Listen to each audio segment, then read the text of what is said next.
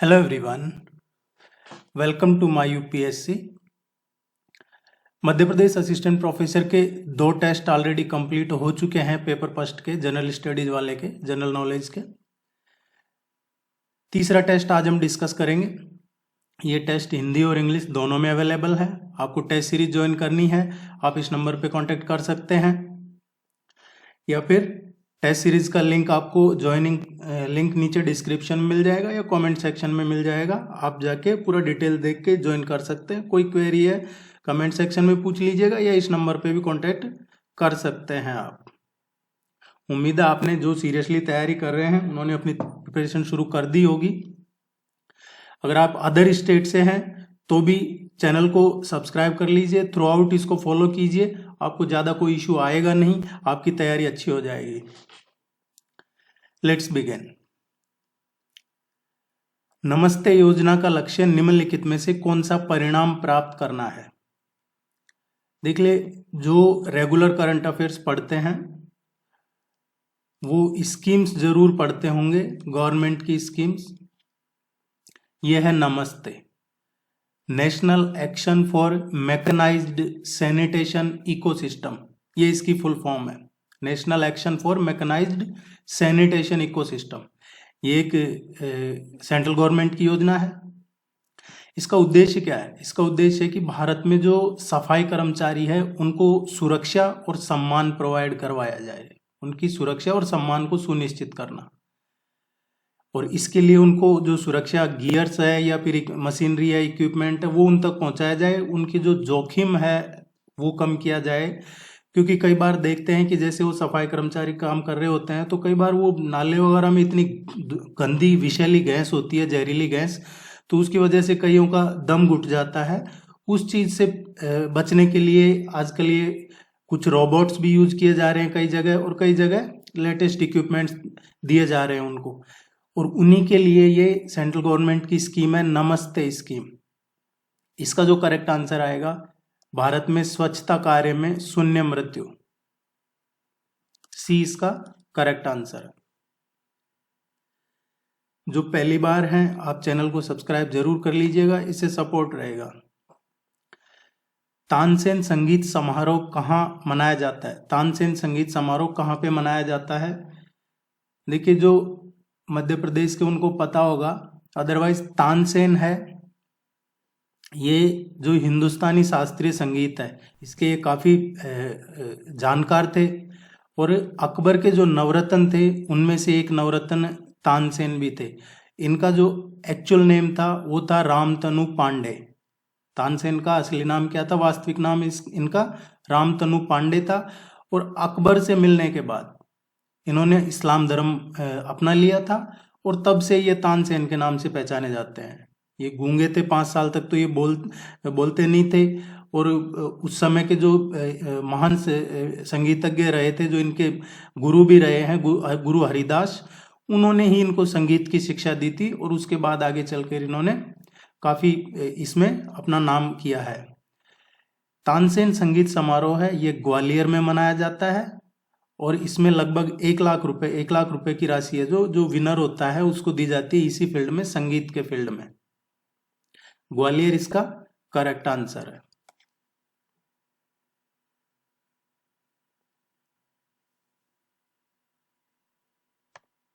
हाल ही में मध्य प्रदेश के किस विभाग द्वारा चैंपियन 90 योजना का प्रारंभ किया गया है? चैंपियन 90 ये योजना किससे जुड़ी हुई है?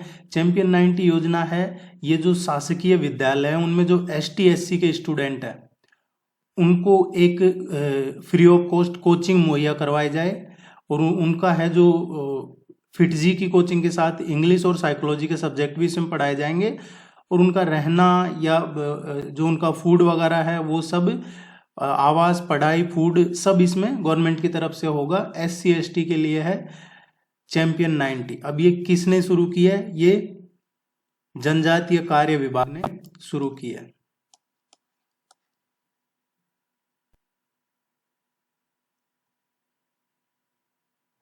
हाल ही में सेंट्रल बैंकिंग अवार्ड 2023 में किसे गवर्नर ऑफ द ईयर से सम्मानित किया गया है?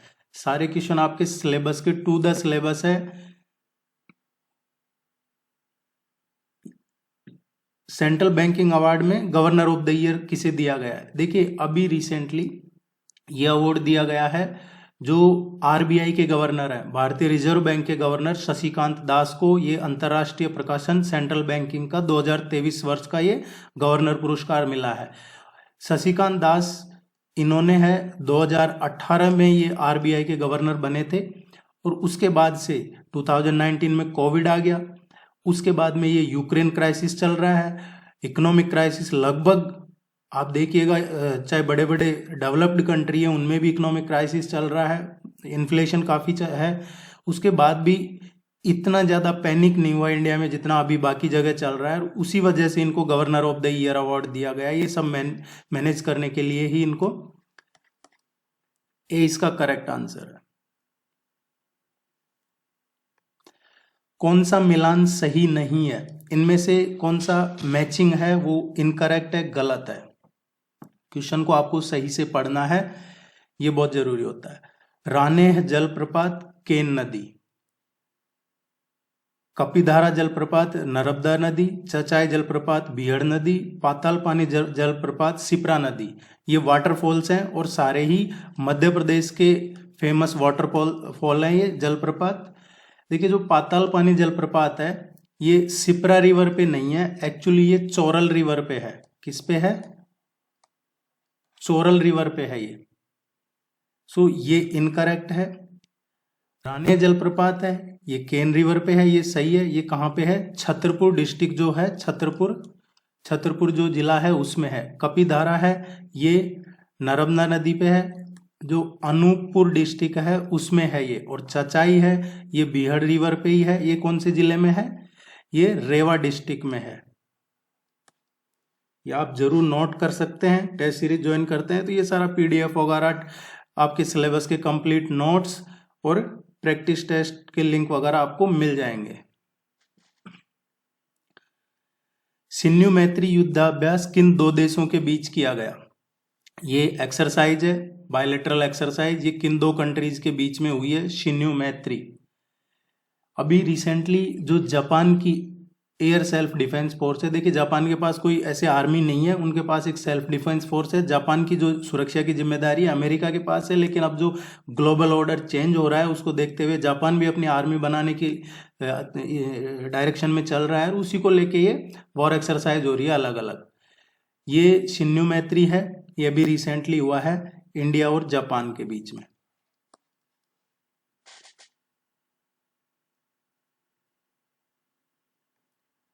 मध्य प्रदेश का कौन सा जिला शहद का सबसे बड़ा उत्पादक है?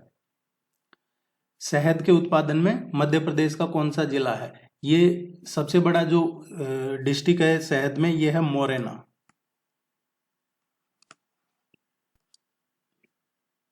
देखिए मोरेना से ध्यान में आया है कि अभी रिसेंटली कल या परसों की ही है, ये करंट अफेयर्स का जो रेगुलर पढ़ रहे हैं उनको पता होगा, आने वाले टेस्टों में आगे ये सब आपको जो भी करंट अफेयर से रिलेटेड इंपॉर्टेंट है वो कवर करवा दिया जाएगा। अभी मोरेना का जिक्र हुआ है तो मैं साथ में बता देता हूँ, जो मोरेना की गजक है, अभी कल या परसों ही मोरेना की गजक को जीआई टैग मिला है, जियोग्राफिकल इंडिकेशन टैग मिलता है, तो उस एरिया का काफ़ी डेवलपमेंट होती है, देश दुनिया में उस एरिया की पहचान होती है। और ये जो अभी दिल्ली में हुआ था, ये एक इनका लगा था फूड फेस्टिवल, उसमें कुछ जो ब्रिटिश थे, दुबई से आए थे कुछ लोग, उनको ये काफ़ी पसंद आया और उसके बाद से इसकी चर्चा होने लगी थी। अब इसको जीआई टैग मिल गया मोरेना की गजक को। इसके साथ साथ और दूसरा जो मिला है, ये रेवा का जो सुंदरेजा मैंगो है, सुंदरेजा मैंगो है आम, ये है रेवा का, ये मध्य प्रदेश की बात चल रही है, इसको भी इस मुरैना की गजक के साथ ही जीआई टैग मिला है। ये क्वेश्चन पूछा जाएगा आपके एग्जाम में। एक और जो साथ में मिला है वो छत्तीसगढ़ का है, नागरी दुबराज। ये एक चावल की स्पेशल वैरायटी है, वो ध्यान रखिएगा। नागरी दुबराज ये छत्तीसगढ़ की है, एक्चुअली स्पेशल वैरायटी है चावल की, इसको भी जीआई टैग मिला है। इन तीनों को भी कल या परसों में ही जीआई टैग मिला है। आप टच में रहा कीजिए करंट अफेयर्स के, ये इंपॉर्टेंट चीजें।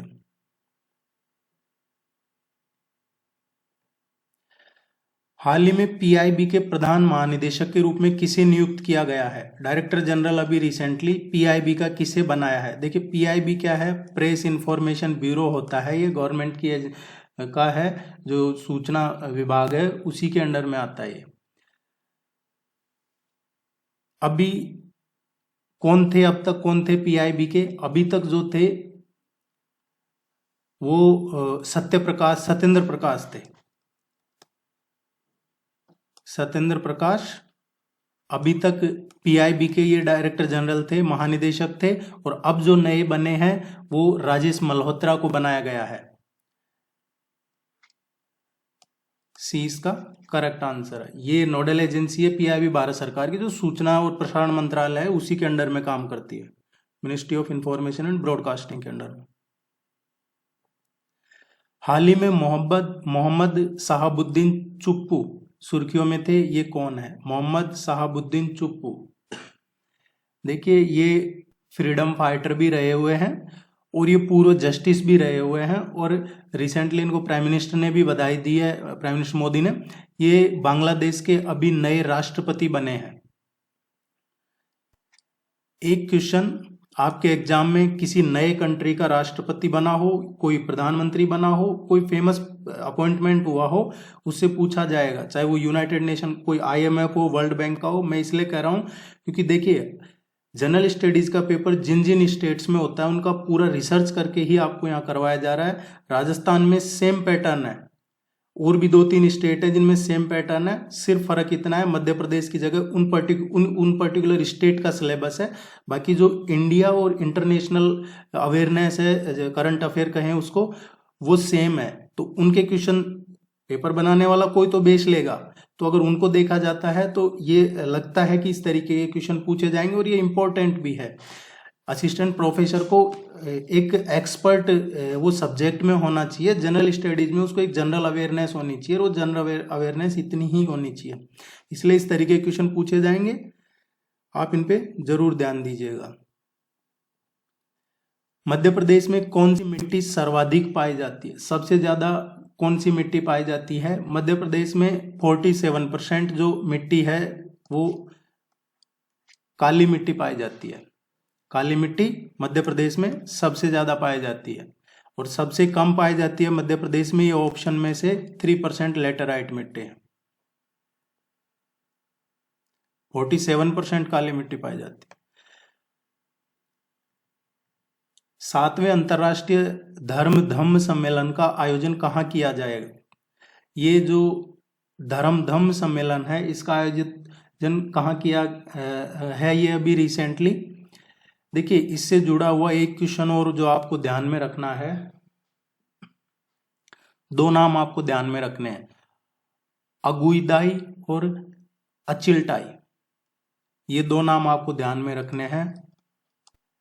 वैसे तो हो सकता है आप में से पढ़ लिया हो लोग, जिन्होंने नहीं पढ़ा है, ये 2 नाम हैं, इनके बारे में जरूर पढ़िएगा, अगुइदाई और अचिल्टाई। ये जुड़वा लड़के हैं 2, और अभी हाल ही में बौद्ध धर्म के तीसरे सबसे बड़े धर्मगुरु, ये 8-10 साल का बच्चा है, इसको बनाया गया है। और ये चर्चा में सबसे ज्यादा इसीलिए है क्योंकि दलाई लामा ने इस बच्चे को अभी जो 10वें खालसा जेठसन धम्पा रिनपोचे है उसके पुनर्जन्म के रूप में इनको मान्यता दी गई है, जो तिब्बती धर्मगुरु होते हैं। अब चाइना कहता है कि तिब्बती धर्मगुरु हम उन्हीं को मानेंगे जो सरकार चुनेगी या जो चाइनीज होगा, लेकिन दलाई लामा ने अभी कहाँ पे है? दलाई लामा अभी इंडिया की शरण में है, धर्मशाला में रह रहे हैं वो, हिमाचल प्रदेश में, और वहीं पे निर्वासन में है। तिब्बत की सरकार भी हिमाचल से ही चला रहे हैं वो, निर्वासन में रह के। चाइना के और मंगोलिया के इनके विवाद रहता है पर्टिकुलर इस बौद्ध धर्म को लेके, और ये है जो बच्चे ये मंगोलिया के ही रहने वाले हैं, और इससे चाइना और ज्यादा चिढ़ चुका है। और जन्म तो अमेरिका में हुआ लेकिन ये मंगोलियाई मूल के हैं। सो इसका जो करेक्ट क्वेश्चन की बात करें तो ये धर्म है, ये बौद्ध धर्म से रिलेटेड है, इसलिए आपको मैंने बताया है। ये अभी इसका उद्घाटन है जो प्रेसिडेंट द्रौपदी मुर्मू ने किया है, और ये इसकी जो थीम है सम्मेलन की, ये है एक नए युग में मानवतावाद का सिद्धांत। इसकी धर्मधम की, ये कहाँ पे हुआ है? भोपाल में।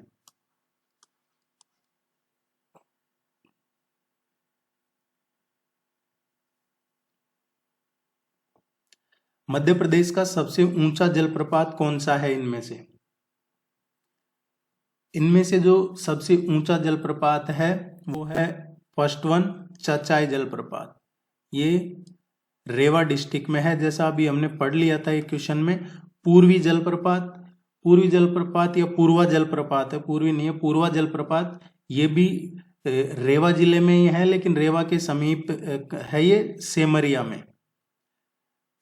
में है ये। और ये कौन सी रिवर पे है? पूर्वा है जो ये टॉन्स रिवर है, टॉन्स रिवर उस पे है ये। यहाँ पे एक फेमस आस्था की का केंद्र भी है, एक आस्था का स्पिरिचुअल जगह भी है, उसको जरूर पढ़िएगा। कियोती जो वाटरफॉल है, या केवटी जलप्रपात या क्योटी जलप्रपात या कियोती जलप्रपात, इसको अलग अलग इस तरीके से बोला जाता है।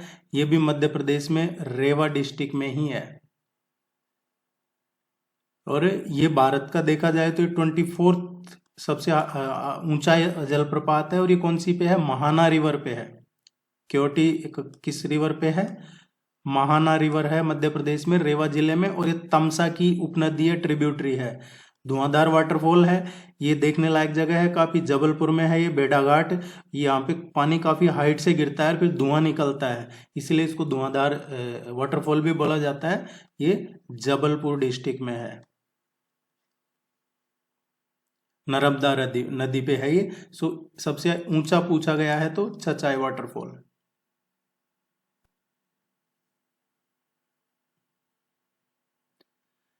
कौन सी परियोजना मध्य प्रदेश और महाराष्ट्र की संयुक्त परियोजना है? इस तरीके के क्वेश्चन आपके लगभग सभी एग्जाम्स में पूछे जाते हैं, जहां जनरल स्टडीज का, जनरल अवेयरनेस का पेपर होता है। ये जो परियोजना है ये है बावनथड़ी देशवन डी। ये संयुक्त परियोजना है जो वैनगंगा रिवर पे है। इसको कंप्लीट होने में लगभग 37 ईयर लगे हैं। इस कछुए की चाल में 37 साल में पूरी हुई है ये परियोजना। सरकारें बदल जाती है, परियोजना रुक जाती है।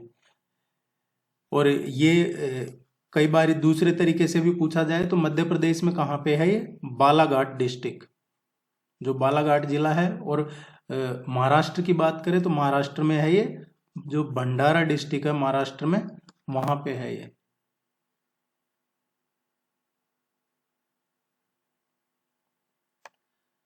हाल ही में किस देश की संसद ने नाटो समूह में शामिल होने वाले कानून को स्वीकृति प्रदान की है?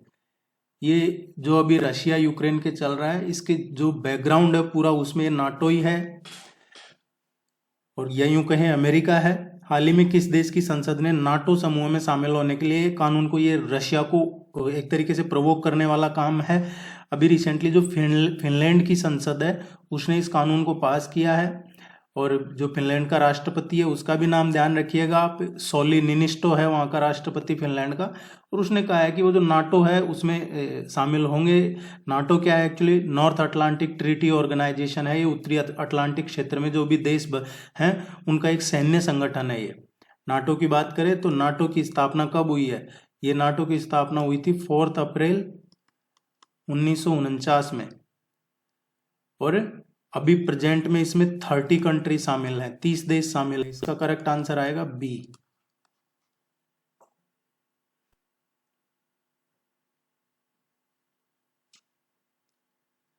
सिलिकॉन वैली बैंक जो भी सुर्खियों में है, ये किस देश का है? देखिए सिलिकॉन वैली, ये तो ट्रेलर है, अभी अमेरिका की पिक्चर रिलीज होना बाकी है। क्योंकि इंडिया में तो आरबीआई ने बैन कर दिया क्रिप्टो करेंसी को। लोगों ने, कई जो क्रिप्टो में इन्वेस्ट करते हैं उनको हो सकता है कि प्रॉब्लम हुई हो, लेकिन इंडिया ने, गवर्नमेंट ऑफ इंडिया ने, आरबीआई ने इसको बैन कर रखा है क्रिप्टो करेंसी को। या यूं कहें क्रिप्टो में ट्रेड या क्रिप्टो स्टार्टअप, ये सब यहाँ नहीं है हमारे देश में। और ये जो क्रिप्टो है, इसी की वजह से ये बहुत बड़ा बैंक है अमेरिका का, सिलिकॉन वैली बैंक है, और ये बंद हो गया है। इसमें ये एक तरीके से फाइनेंशियल क्राइसिस, या यूं कहें कि ये वित्तीय संस्थागत विफलता की वजह से बंद हुआ है। इसी की वजह से काफ़ी जगह जहां क्रिप्टो का लेन देन चलता है वहाँ प्रॉब्लम्स क्रिएट हुई है, काफ़ी जगह हड़कंप मचा है, उथल पुथल है, आर्थिक मंदी शुरू हो चुकी है कई जगह। और इसके बाद अभी 2-3 बैंक और है अमेरिका के जो भी कोलैप्स करने वाले हैं, क्योंकि वहाँ पे भी ये उन्हीं से जुड़ा हुआ है, ये बैंक सिलिकॉन वैली, तो उनपे भी इफेक्ट पड़ा है। ये ए इसका करेक्ट आंसर है।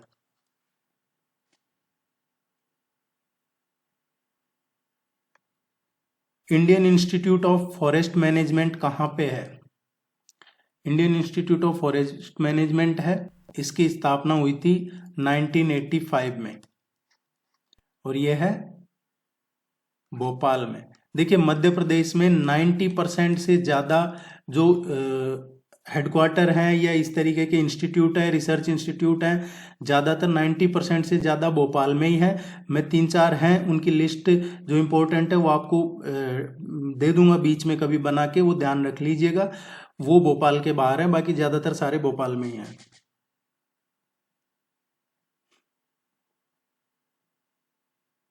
राजनेता है भोपाल में बैठते हैं, यही वजह होती है, उनको जाना नहीं होता है। हाल ही में मध्य प्रदेश के किस जिले में एशिया का पहला कागज कारखाना फिर से शुरू किया गया है? देखिए बंद कर दिया था, अब इसको वापस ही शुरू किया गया है, और इसको ना सिर्फ वापस शुरू किया गया है बल्कि इसका एक तरीके से इसको मॉडर्नाइजेशन करके शुरू किया गया है। इसमें लगभग 500 करोड़ रुपीज लगे हैं, और फिर वापस इसको शुरू किया है। 7-8 साल पहले बंद होकर दिया था, इसको अभी शुरू किया है। ये नेपा लिमिटेड है, ये देश का पहला अखबारी कागज का कारखाना, अखबार वगैरह का पहला कारखाना है, नेपा नगर, जो बुरहानपुर डिस्ट्रिक्ट में मध्य प्रदेश में।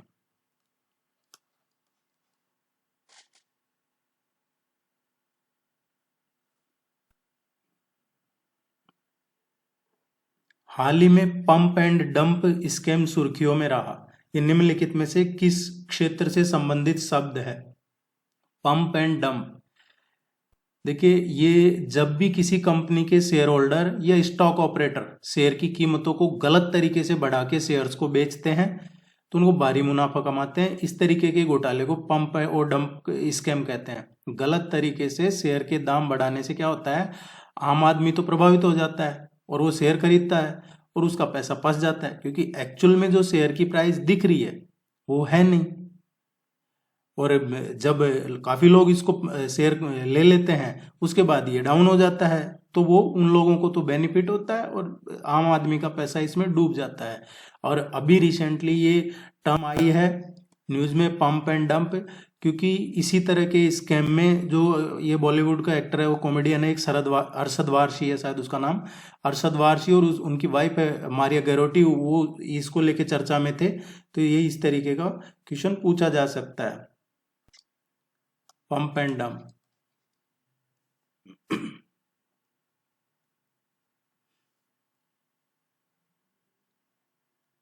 बैजू बावरा की समाधि कहाँ पे है?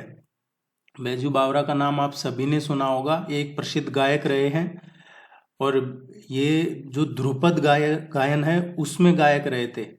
इनको बैजनाथ प्रसाद भी कहते हैं और बैजनाथ मिश्र के नाम से भी इनको जाना जाता है।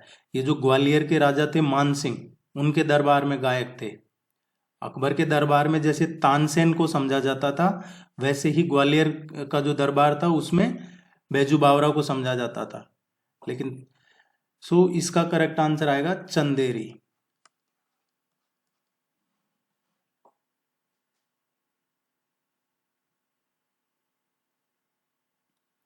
मध्य प्रदेश वित्त आयोग की स्थापना कब हुई? मध्य प्रदेश जो वित्त आयोग है, फाइनेंस कमीशन, इसकी स्थापना 94-95 में हुई थी।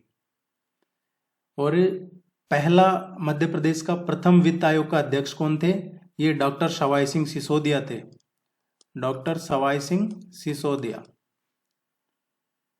ये मध्य प्रदेश के पहले वित्त आयोग के अध्यक्ष चुने गए थे जब यह वित्त आयोग बना था। जब हाल ही में बोला टिनुबू सुर्खियों में थे, ये कौन है? बोला टिनुबू ये चर्चा में थे, ये कौन है? देखिए ये काफ़ी इधर चेंजेज हुए हैं और इसकी वजह यही है, जहाँ भी चाइना जाएगा वहाँ कुछ ना कुछ क्राइसिस क्रिएट होने लग जाएगी। चाइना पहले सी पैक में आया पाकिस्तान की तरफ, उधर वो सक्सेस नहीं हुआ, श्रीलंका की तरफ गया, श्रीलंका कोलैप्स कर गया। और फिर अब चाइना जा रहा है ये अफ्रीका कॉन्टिनेंट में। अफ्रीका कॉन्टिनेंट में चाइना काफ़ी देशों को लोन दे रहा है और वहाँ काफ़ी डेवलप कर रहा है इंफ्रास्ट्रक्चर में।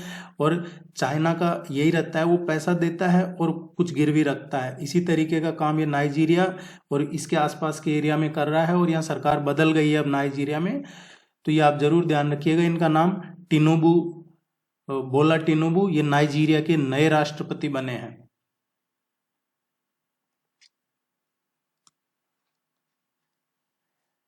नाइजीरिया का मैप जरूर देखिएगा आप। नाइजीरिया वेस्टर्न अफ्रीका का एक इम्पोर्टेंट कंट्री है, जो वेस्ट अफ्रीका है, अफ्रीका कॉन्टिनेंट में, पूरे अफ्रीका महाद्वीप में इस देश की आबादी सबसे ज़्यादा है।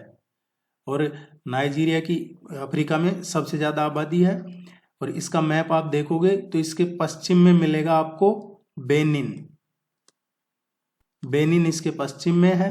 इसके ईस्टर्न साइड में है चाड, ये देशों के नाम हैं।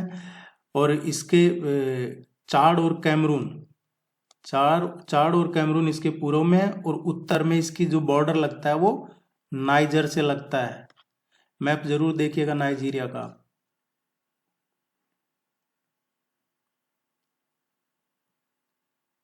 भगोरिया नृत्य किस जनजाति से संबंधित है? भगोरिया जो डांस है वो किस ट्राइब से रिलेटेड है? भगोरिया मध्य प्रदेश का एक इम्पोर्टेंट लोक नृत्य है जो भील जनजाति से संबंधित है, भील ट्राइब्स।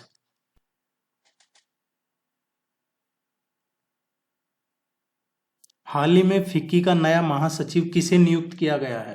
अभी रिसेंटली फिक्की का ये नया महासचिव बनाया है। देखिए फिक्की क्या है, फिक्की की स्थापना हुई थी 1927 में, 1927 में। इसका जो फिक्की है ये, इसका पूरा नाम है federation of Indian chambers of commerce and industry. Federation of Indian chambers of commerce and industry, ये इसका फुल फॉर्म है। 1927 में इसकी स्थापना हुई। और अभी इनके जो नए महासचिव बनाया है फिक्की का, ये एक फॉर्मर ब्यूरोक्रेट IAS ऑफिसर है, शैलेश पाठक, इनको बनाया गया है।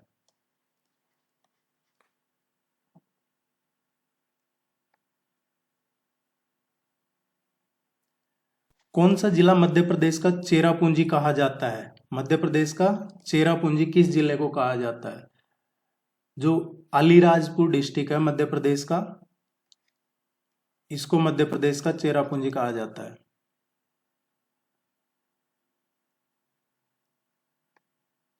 नशा मुक्त भारत अभियान की रैंकिंग में मध्य प्रदेश का कौन सा जिला देश में सर्वश्रेष्ठ जिला बना है? ये गृह मंत्रालय ने शुरू किया है। इंटरपोल और CBI के साथ, CBI मिलके ये नशा मुक्त अभियान शुरू कर रहे हैं पूरे रीजन में ही, पूरे एक तरीके से वर्ल्ड लेवल पे। लेकिन इंडिया की बात करें तो इसमें CBI का काफी रोल आता है।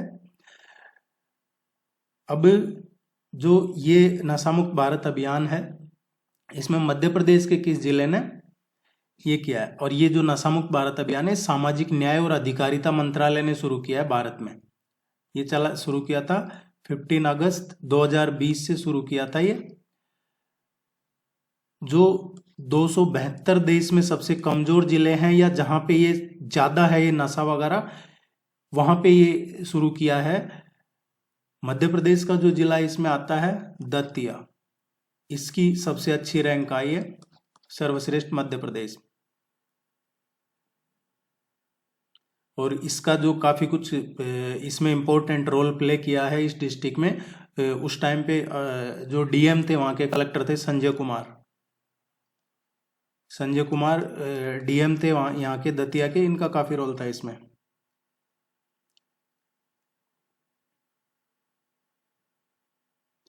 संध्या अग्रवाल किस खेल से संबंधित है? संध्या अग्रवाल है, ये भारतीय महिला क्रिकेट टीम की कैप्टन रह चुकी है। और ये मध्य प्रदेश से ही आती है। ये क्रिकेट से संबंधित है, ये इसलिए पूछा है क्वेश्चन क्योंकि ये मध्य प्रदेश से ही है। और ये भारतीय क्रिकेट टीम की कैप्टन भी रह चुकी है, थोड़े टाइम पहले चर्चा में थे। 94-95 में कैप्टन रही है इंडियन क्रिकेट टीम की। सिंगा और दालूजी मध्य प्रदेश के किस क्षेत्र का लोकगीत है? सिंगा और दालूजी है, ये एक काफी फेमस लोकगीत है जो निर्गुणी तरीके के लिए प्रसिद्ध है। जो निर्गुण प्रोसेस से तरीका है उसके लिए फेमस है। ये जो नीमर है या निमाड़ एरिया है, नीमर या निमाड़, यहाँ का लोकगीत है।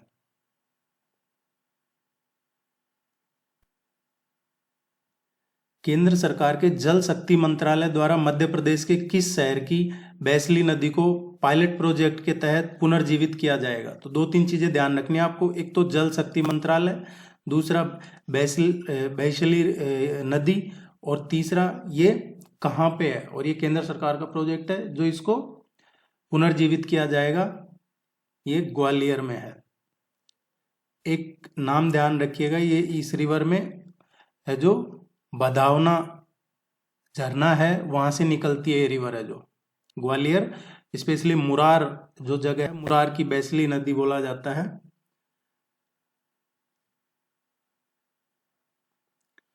भगवान शिव का मंदिर ओंकारेश्वर कहाँ है? देखिए ये इसलिए क्वेश्चन पूछा गया है क्योंकि जो 12 ज्योतिर्लिंग है उनमें से एक भगवान शिव का ओंकारेश्वर मंदिर भी है जो मध्य प्रदेश के खंडवा जिले में है।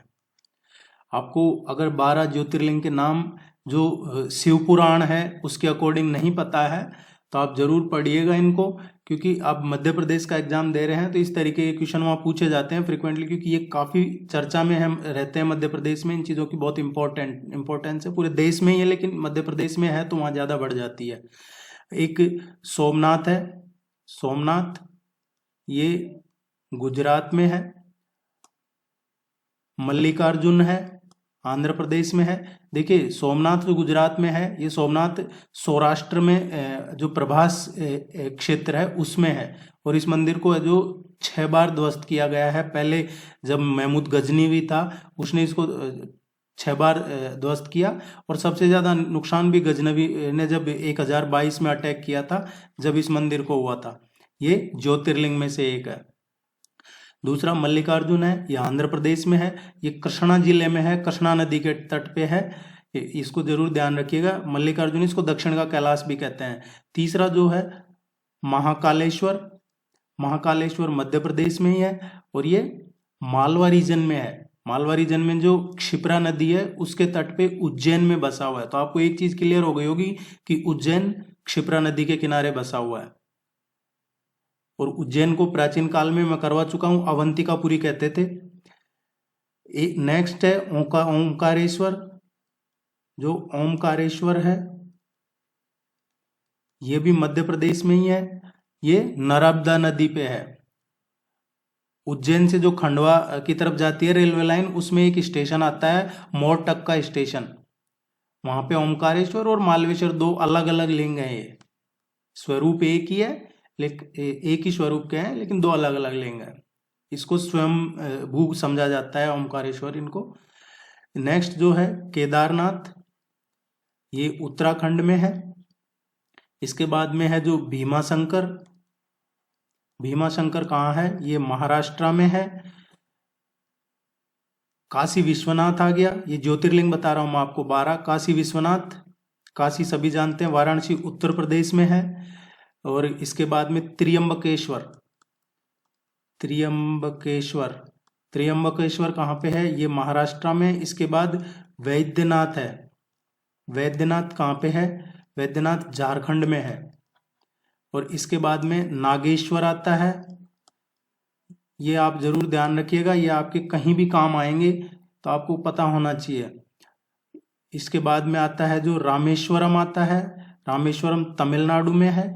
और जो लास्ट है वो गृणेश्वर है। गृणेश्वर ये इसमें महाराष्ट्र में है। जो दौलताबाद स्टेशन है उसके आसपास कहीं बैरुल गांव एक, वहां पे गृणेश्वर। तो टोटल 12 ज्योतिर्लिंग है, इनका आप जरूर ध्यान रखिएगा ताकि आगे कहीं कोई क्वेश्चन आए तो मैं इतना डिटेल में नहीं बताऊंगा, डायरेक्ट आपको क्वेश्चन का आंसर ही करवाऊंगा।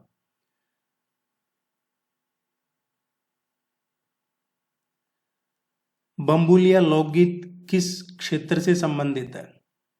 बम्बुलिया जो लोकगीत है ये बघेलखंड रीजन में आता है, बघेलखंड क्षेत्र में आता है ये। जिन्होंने चैनल को सब्सक्राइब नहीं किया है, मेरी रिक्वेस्ट है आप चैनल को जरूर सब्सक्राइब करें। आपकी कोई क्वेरी है कमेंट जरूर करें, आपको अगर यूजफुल लगता है तो आप लाइक भी किया कीजिए। इंदिरा गांधी राष्ट्रीय मानव संग्रहालय मध्य प्रदेश में कहाँ पे है? इंदिरा गांधी मानव संग्रहालय एक्चुअली ये क्या है, ये मानव विकास या फिर यूं कहें कि ह्यूमन साइकोलॉजी पे बेस्ड है, मानव विकास या मानव विज्ञान पे आधारित है।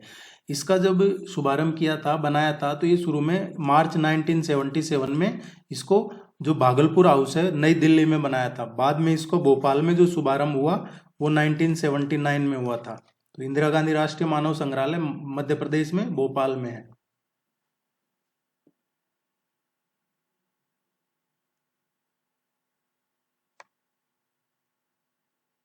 ये क्वेश्चन रिपीट हो गया शायद, चेंज कर देंगे इसको टेस्ट सीरीज में।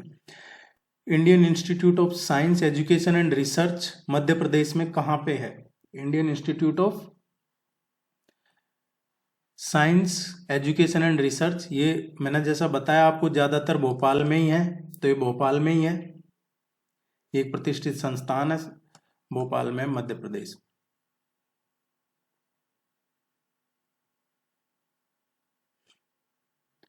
मध्य प्रदेश का डेट्रॉइट किस शहर को कहा जाता है?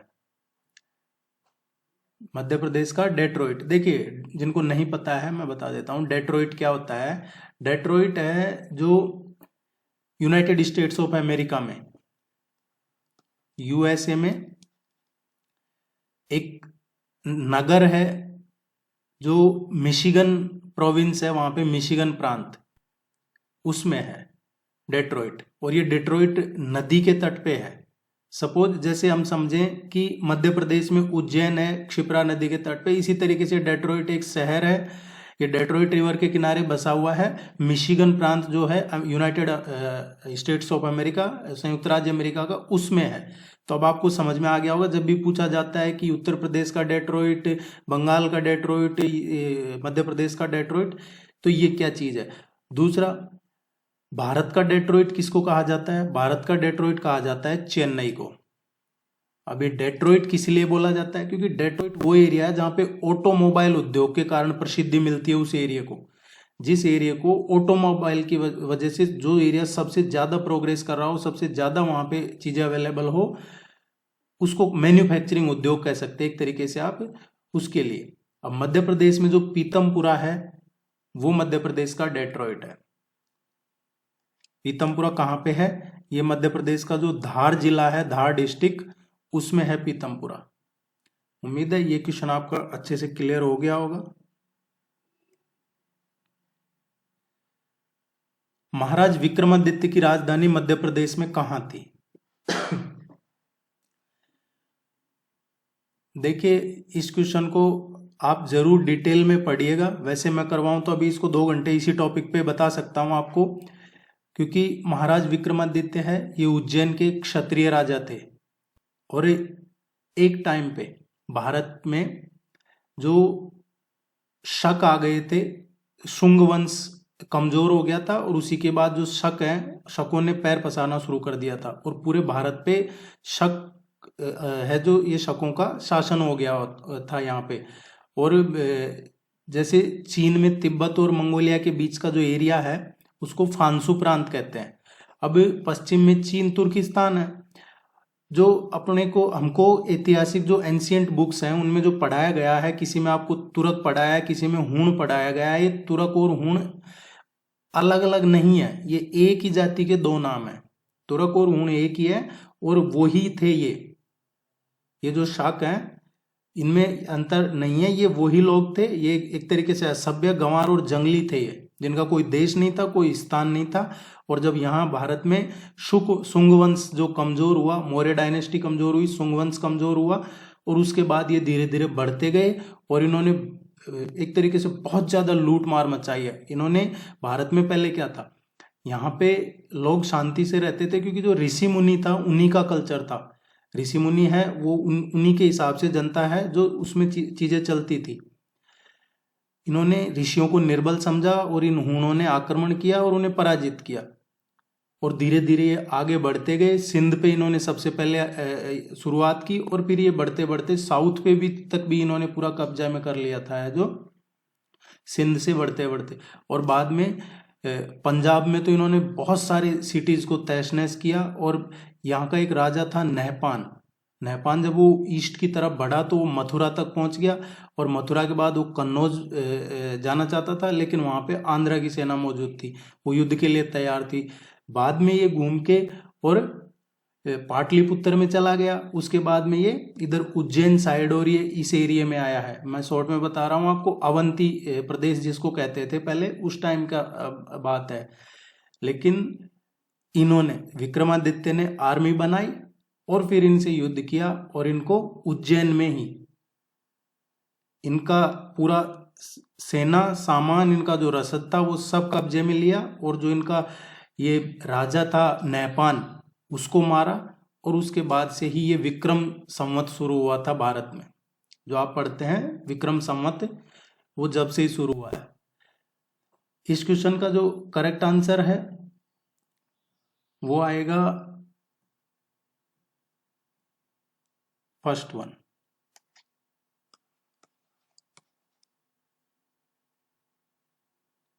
ये जरूर पढ़िएगा आप डिटेल में, अदरवाइज आपको नोट्स वगैरह में मैं प्रोवाइड करवा दूंगा।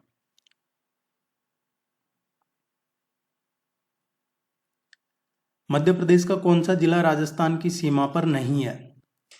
हम ये कर चुके हैं कि ये मध्य प्रदेश है, ये उत्तर प्रदेश है, इधर इधर छत्तीसगढ़ है, ये महाराष्ट्र है, इधर गुजरात है, और ये राजस्थान है।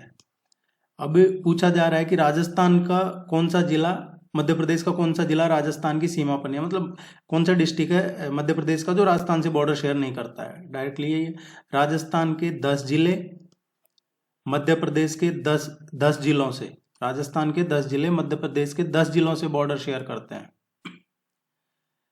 और जो 10 जिले हैं राजस्थान के, वो धौलपुर, करौली, सवाईमाधोपुर, बारां, झालावाड़, कोटा, भीलवाड़ा, चित्तौड़गढ़, प्रतापगढ़, बांसवाड़ा, ये एरिया है। साउथ राजस्थान का जो एरिया है वो बॉर्डर शेयर करता है मध्य प्रदेश से। मध्य प्रदेश का जो एरिया है वो झाबुआ हो गया, रतलाम, मंदसौर, नीमच, आगरमाल, ये वाला जो एरिया है, ये 10 डिस्ट्रिक्ट बॉर्डर शेयर करते हैं।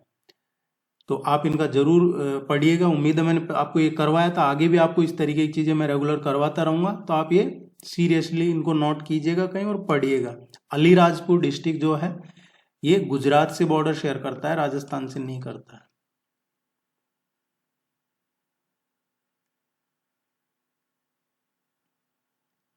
निम्नलिखित में से कौन सा मध्य प्रदेश का यूनेस्को विश्व विरासत स्थल नहीं है? मध्य प्रदेश का इनमें से कौन है जो यूनेस्को वर्ल्ड हेरिटेज साइट नहीं है? खजूर स्मारकों के, खजुराहों का जो समूह है, खजुराहों का जो समूह है उसको तो मिला हुआ है 1982 में। भीमबेटका है, भीमबेटका को भी मिला हुआ है 2003 में। सांची के जो बौद्ध स्तूप हैं इनको 1989 में मिला हुआ है। बचा क्या? विदिशा की गुफाएं, ये मध्य प्रदेश का जो विदिशा की गुफाएं, इनको अभी यूनेस्को वर्ल्ड हेरिटेज साइट में शामिल नहीं है। डी इसका करेक्ट आंसर आएगा।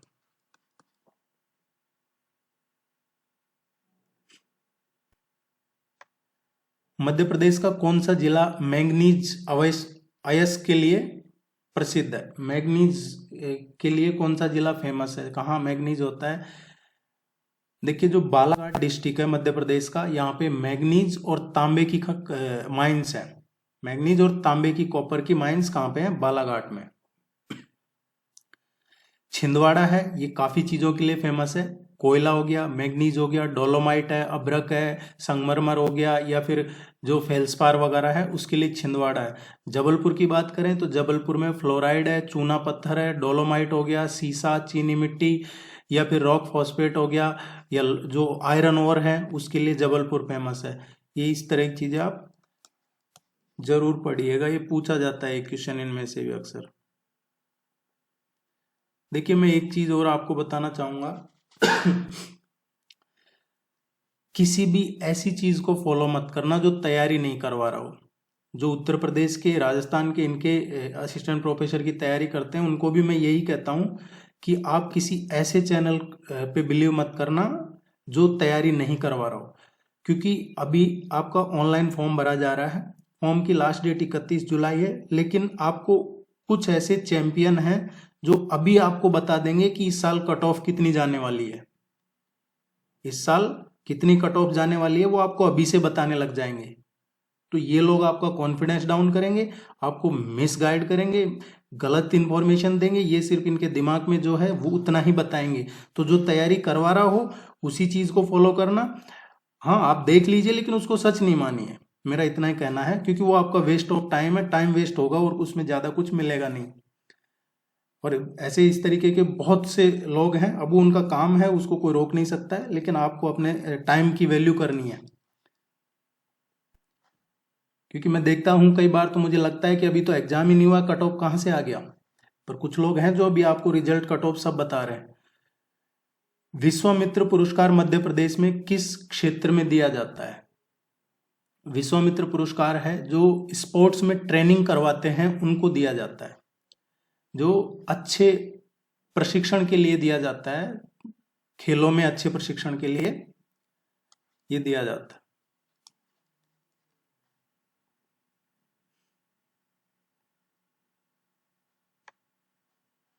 निम्नलिखित में मध्य प्रदेश का कौन सा पुरस्कार खेलों से संबंधित नहीं है? इनमें से कौन सा अवार्ड है जो स्पोर्ट्स अवार्ड नहीं गिना जाता है, खेलों से संबंधित नहीं है? जो शिखर अवार्ड है, ये शिखर अवार्ड इसकी शुरुआत हुई थी 1980s के टाइम पे, और ये जो अवार्ड है ये लिटरेचर, फिल्म इनमें दिया जाता है, साहित्य, फिल्म इनमें दिया जाता है, ये खेलों के क्षेत्र में नहीं दिया जाता है। ब्रह्म राक्षस नामक पुस्तक की रचना किसने की? ये एक प्योर इमेजिनेशन और साइकोलॉजी पे बेस्ड बुक है, जिसमें ऐसा कुछ बताया है कि एक 11 साल का लड़का है जो वो कहीं रहता है, पहले एक वो अच्छी जाति में पैदा हुआ, अच्छे कुल में हुआ, फिर उसके जो कहते हैं वो कर्मा वो ठीक नहीं थे, उसकी वजह से कुछ इस तरीके का गलत हो गया उसके साथ। ऐसी कुछ इमेजिनेशन बेस या यूं कहें कि काल्पनिक या इस तरीके की है, जो अकेला रहता है, ऐसा कुछ है। तो ये पूछा जाता है लगभग काफी एग्जाम्स में मध्य प्रदेश में क्वेश्चन, ब्रह्म राक्षस, क्योंकि ये इस तरीके की परंपरा है कई जगह पे स्टेट में। और तो इसकी रचना की थी गजानन माधव मुक्ति बोध ने। ये हिंदी साहित्य के प्रति काफी फेमस कवि रहे हैं, और ये अभी तो नहीं है ये, लेकिन इनका जो जन्म है वो मध्य प्रदेश में जो शिवपुरी डिस्ट्रिक्ट है, शिवपुरी डिस्ट्रिक्ट, उसमें हुआ था।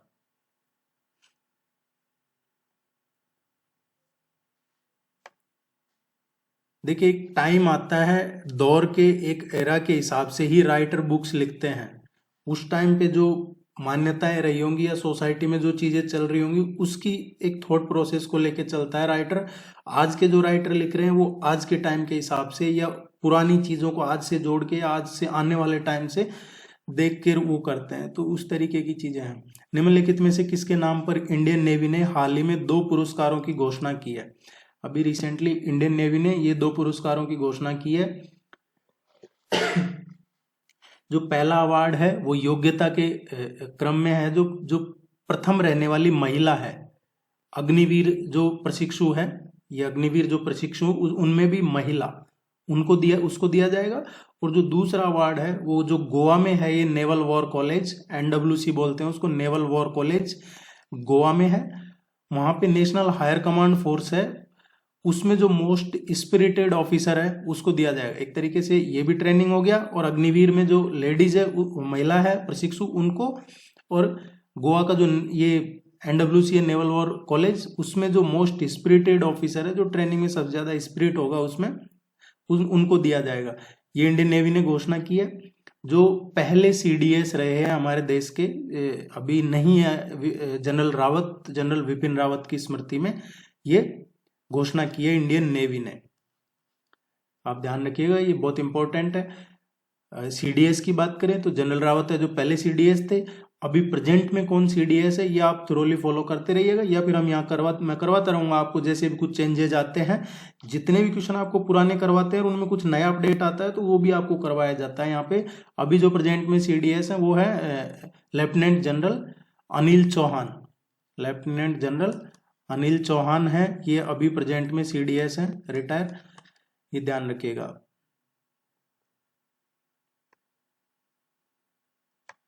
हाल ही में मैत्री छात्रवृत्ति नामक पहल की घोषणा किस देश ने की है? मैत्री स्कॉलरशिप है छात्रवृत्ति। अभी जो प्राइम मिनिस्टर आए थे एंथनी अल्बनीस ने जब ये अब इंडिया की यात्रा पे थे, अभी रिसेंटली अहमदाबाद पहुंचे थे, उन्होंने यहाँ ये घोषणा की थी कि जो इंडियन स्टूडेंट्स हैं उनको 4 साल तक ऑस्ट्रेलिया में अध्ययन करने की सुविधा दी जाएगी और उसी के तहत ये मैत्री छात्रवृत्ति दी जाएगी उनको। ताकि ये इसलिए किया जा रहा है कि भारत और ऑस्ट्रेलिया के बीच में जो सांस्कृतिक है या कल्चरल है, एजुकेशनल है या रिलीजियस है या कम्युनिटी को, इनमें संबंधों को बढ़ावा दिया जाए, इसलिए भारत और ऑस्ट्रेलिया की है ये। ऑस्ट्रेलिया के प्राइम मिनिस्टर ने इसकी घोषणा की है कि बच्चों को वहाँ 4 साल तक जो ऑस्ट्रेलिया में पढ़ेगा उसको स्कॉलरशिप दी जाएगी गवर्नमेंट ऑफ ऑस्ट्रेलिया की तरफ से। मध्य प्रदेश में एस्बेस्टस का प्रमुख उत्पादक डिस्ट्रिक्ट जिला कौन सा है? देखिए वैसे तो हम यहाँ कर लेंगे, लेकिन 1 डिस्ट्रिक्ट 1 प्रोडक्ट, कौन से जिला किस प्रोडक्ट के लिए फेमस है, यह आजकल एग्जाम में फैशन हो गया है, पूछा जाता है, तो आप जरूर पढ़िएगा मध्य प्रदेश का किस जिला किस प्रोडक्ट के लिए फेमस है। एस्बेस्टस की बात हो रही है तो ये झाबुआ है, यहाँ सबसे ज्यादा एस्बेस्टस होता है। ये एक्चुअली एस्बेस्टस क्या है, ये एक ऐसा पदार्थ होता है, इसकी बात कर रहे हैं, जो आग नहीं पकड़ता है। ये आग नहीं पकड़ता है, इसकी खाने हैं और ये चट्टानों में मिला रहता है। एक तरीके से नेचुरली जो सिलिकेट होता है उसी का प्रकार है एक, और ये आग नहीं पकड़ता, इसी के चलते इसका जो रेशेदार मटेरियल है उसमें इसका इस्तेमाल किया जाता है।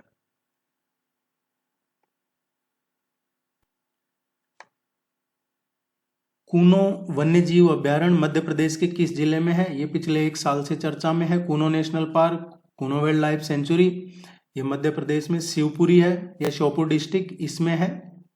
कूनो पालनपुर वन्यजीव अभ्यारण्य भी कहते हैं इसको, कूनो नेशनल पार्क है। इसको जो राष्ट्रीय उद्यान का दर्जा मिला था ये 2018 में मिला था, और इसकी जो स्थापना है इट वाज एस्टेब्लिश्ड इन 1981। ये 2 डिस्ट्रिक्ट्स में फैला हुआ है मध्य प्रदेश राज्य के, एक तो जैसा मैंने बताया आपको श्योपुरी या शिवपुरी कहें, और दूसरा मोरेना। ये दो जिलों में इसका फैला हुआ है, ये इस अभ्यारण्य है। जो अभी ये जो पहले 8 चीता आए थे और नामीबिया से फिर 12 चीता आए हैं, तो ये थ्रू आउट चर्चा में है। ये पूछा जाएगा किसी ना किसी एग्जाम में, आपके भी पूछा जा सकता है, क्योंकि जब एग्जाम होगा तब तक एक बैच और आ जाएगा जहां तक है चीता का। ऑल इंडिया रेडियो सेवा मध्य प्रदेश के किस नगर से शुरू हुई थी? ऑल इंडिया रेडियो मध्य प्रदेश में कहां से शुरू हुई थी?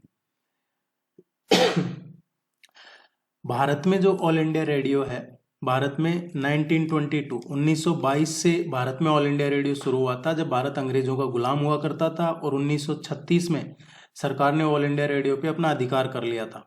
22 में शुरू हुआ था और 1936 में सरकार का अधिकार हो गया था इसमें।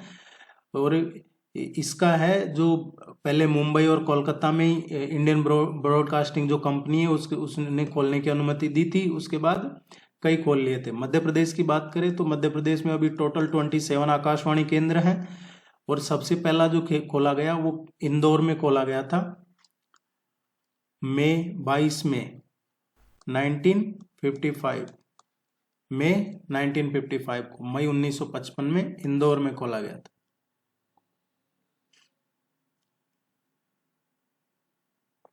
मध्य प्रदेश के वर्तमान लोकायुक्त कौन है? अभी प्रेजेंट में मध्य प्रदेश के लोकायुक्त कौन है? देखिए जिनको नहीं पता है, ये बात अलग है, केजरीवाल जी लोकपाल लाने की कह रहे थे, अभी लाए नहीं है, लेकिन लोकायुक्त ये भ्रष्टाचार से रिलेटेड है। भारत के जो राज्य हैं वो भ्रष्टाचार रोधी संस्था गठित करते हैं, और ये एक स्कैंडिनेवियन देश है, उससे चालू हुई है ये। इसको एम्बुड्समैन की तर्ज पे किया गया है, इसका गठन है जो। दो चीज ध्यान रखिएगा, स्कैंडिनेवियन देशों में ये प्रचलित रहा है, और ये ओम्बुड्समैन की तर्ज पे ही था। लोकायुक्त का गठन भ्रष्टाचार विरोधी संस्था है ये। अभी देखा होगा कर्नाटक में एक एमएलए के बेटे को शायद 40-50 लाख रुपए लेते हुए वहां के लोकायुक्त ने ही गिरफ्तार किया था। ये इनका कार्यकाल है जो 5 साल का होता था पहले। 2018 में गवर्नमेंट ने इसमें संशोधन किया और 5 साल से 8 साल कर दिया। फिर 2019 में वापस संशोधन किया और फिर 8 साल से 5 साल कर दिया। तो अभी 5 साल है लोकायुक्त का कार्यकाल है जो। मध्य प्रदेश की बात करें तो पीवी दीक्षित ये मध्य प्रदेश के पहले लोकायुक्त थे, ये आपको ध्यान रखना है। अभी प्रेजेंट लोकायुक्त की बात हो रही है तो जस्टिस एन के गुप्ता अभी प्रेजेंट में मध्य प्रदेश के लोकायुक्त हैं।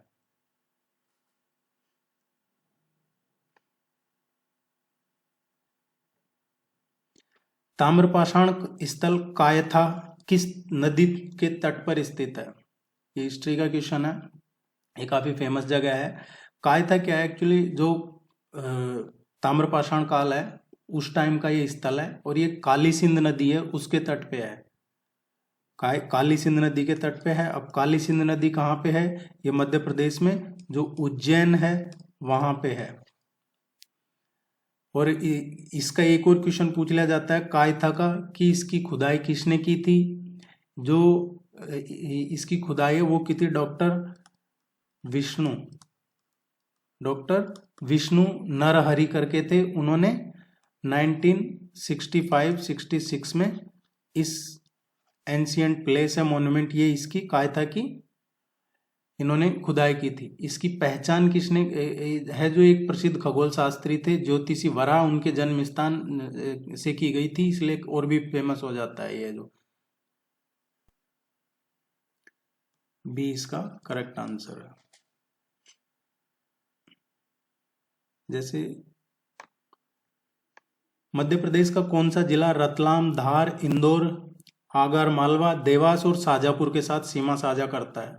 आपको मध्य प्रदेश का मैप कोई चॉइस नहीं है, आपको याद करना ही पड़ेगा।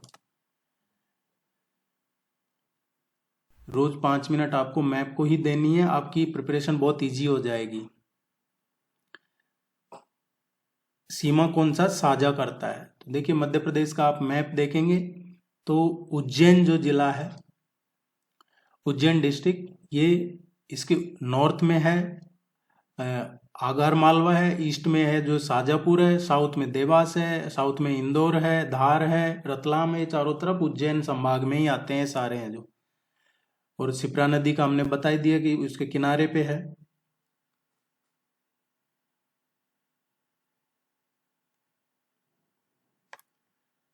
निम्न में से कौन सी नदी मध्य प्रदेश से होकर नहीं बहती है? कौन सी नदी है जो मध्य प्रदेश से होकर नहीं गुजरती, नहीं निकलती, पास नहीं होती है मध्य प्रदेश से?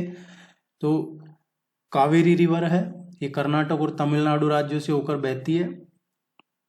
आपने कावेरी है, ये कर्नाटक में है, एक्चुअली कोडागु डिस्ट्रिक्ट है, वेस्टर्न घाट पे जो ब्रह्मगिरी रेंज है तल कावेरी से निकलती है, वहां पे अरे बंगाल की खाड़ी में जाती है बाद में। ये तीनों रिवर्स हैं, ये मध्य प्रदेश से ही निकलती है, मध्य प्रदेश से इनका रिलेटेड है ये।